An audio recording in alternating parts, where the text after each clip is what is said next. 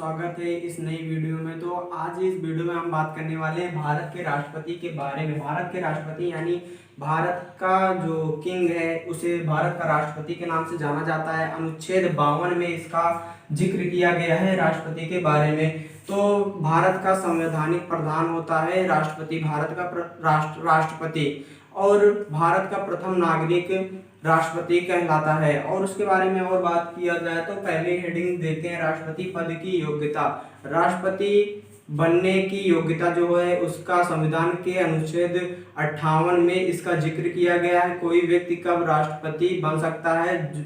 वही बन सकता है जो निम्न शर्तों को पूरा करता हो।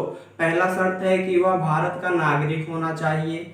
पहला शर्त है कि वह भारत का नागरिक होना चाहिए। दूसरा है वह 35 वर्ष की आयु पूरा कर चुका हो। तीसरा शर्त है कि वह लोकसभा का सदस्य बनने के योग्य हो। और चौथा है कि वह निर्वाचन के समय वह किसी भी लाभ के पद पर आसीन नहीं होना चाहिए। पांचवा है कि वह पागल, दिवालिया नहीं होना चाहिए। दिवालिया यानी कि बैंक।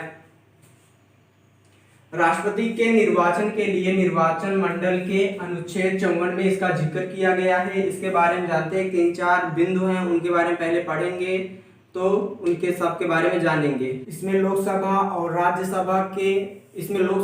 राज्यसभा तथा राज्यों के विधान परिषद के निर्वाचित सदस्य भाग लेते हैं।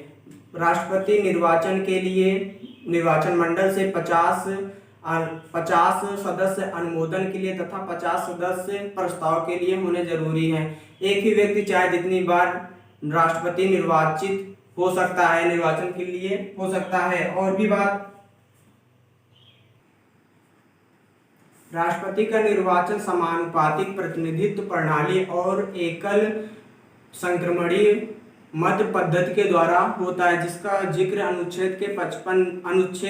संविधान के अनुच्छेद 55 में किया गया है। इसके बाद बात करें तो राष्ट्रपति के निर्वाचन से संबंधित विवादों का हल उच्चतम न्यायालय द्वारा किया जाता है। राष्ट्रपति जिस समय अपने राष्ट्रपति पद पर सुशोभित होता है उस समय से लेकर 5 वर्ष तक वह भारत का राष्ट्रपति बना रहेगा। और तब तक वह भारत का राष्ट्रपति बना रहेगा जब तक कि कोई राष्ट्रपति पद के लिए दूसरा उम्मीदवार नहीं हो जाता है।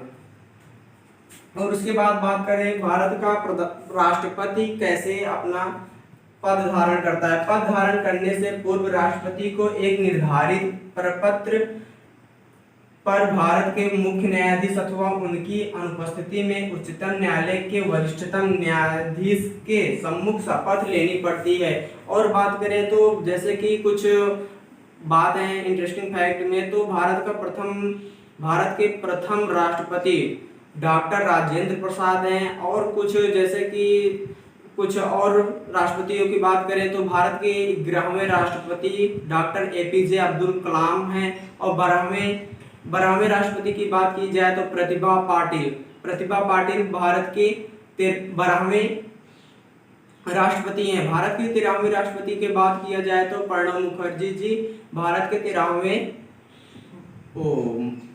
राष्ट्रपति हैं। और 14वें राष्ट्रपति की बात की जाए तो भारत के 14वें राष्ट्रपति रामनाथ कोविंद जी हैं। और भी कुछ जानेंगे इनके सबके बीच में राष्ट्रपति के यानी कि कौन कौन से लाभ होते हैं राष्ट्रपति बनने से।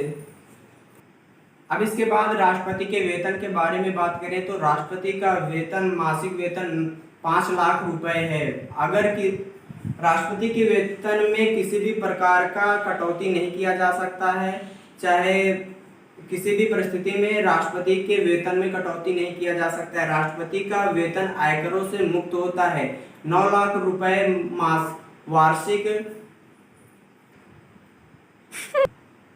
पेंशन होता है। धन्यवाद आप सभी को इस वीडियो को देखने के लिए। Please like and subscribe our YouTube channel.